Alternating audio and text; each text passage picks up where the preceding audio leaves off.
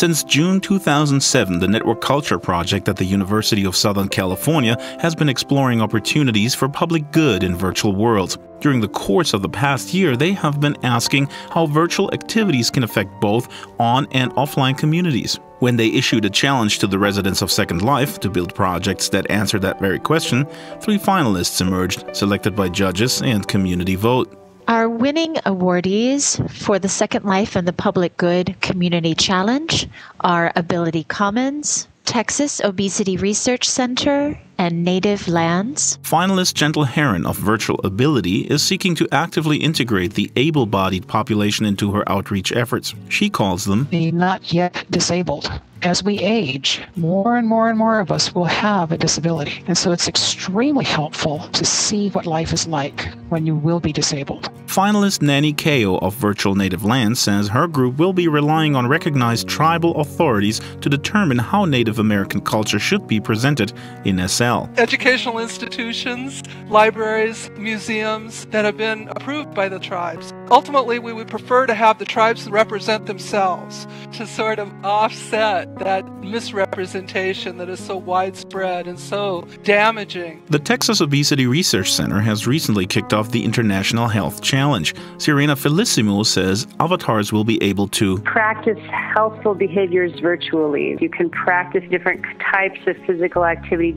And when you watch your avatar doing that, there actually are data that suggests that there are mirror neurons in your brain that are stimulated the same way as if you were doing that in the real world. All finalists believe they can make an impact that spans well beyond the virtual. Participating in virtual reality is very supportive for people. There are benefits that you can see in personality development, in skill development, many things that we can transfer from Second Life back into real life. Virtual worlds technology allows us to share common experiences and discuss things that are important to the Native American community over widely dispersed geographic areas. It allows us to represent ourselves accurately. USC Associate Professor Doug Thomas, aka Dr. Ludovico, confirms the significance of virtual worlds by laying out 4 key aspects that make them an ideal place for public good efforts. The first key aspect is awareness. You can raise a lot of issues. You can also do it in really unique ways. So awareness can be something that's promoted by the use of art, by creating architecture, and so on.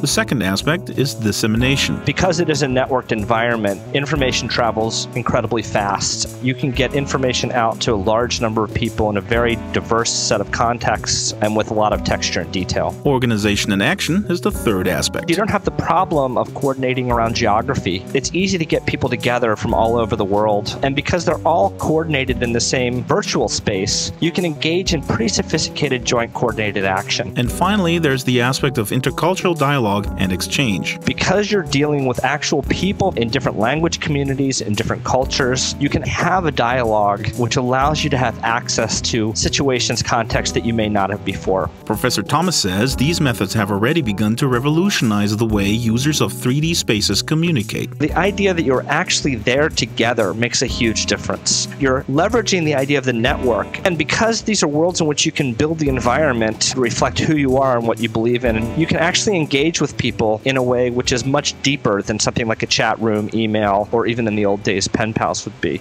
It is precisely these possibilities, says Connie Yowell, Education Director at the MacArthur Foundation, which brought the Chicago-based organization to virtual worlds and fund, among other groups, the Network Culture Project. Efforts like the challenge suggest that virtual worlds provide a significant potential for social benefit and learning, and we hope that philanthropy can play some role in shaping that potential. So down the line, when avatars have become commonplace extensions of ourselves on the 3D web, and we define community without the restrictions posed by physical proximity, there may be a little gray in my virtual hair, but hopefully I will still be surrounded by global citizens who are shaping virtual worlds into social places where public good can thrive. Our children will be using networked imagination and knowledge, the seeds of which we are laying today.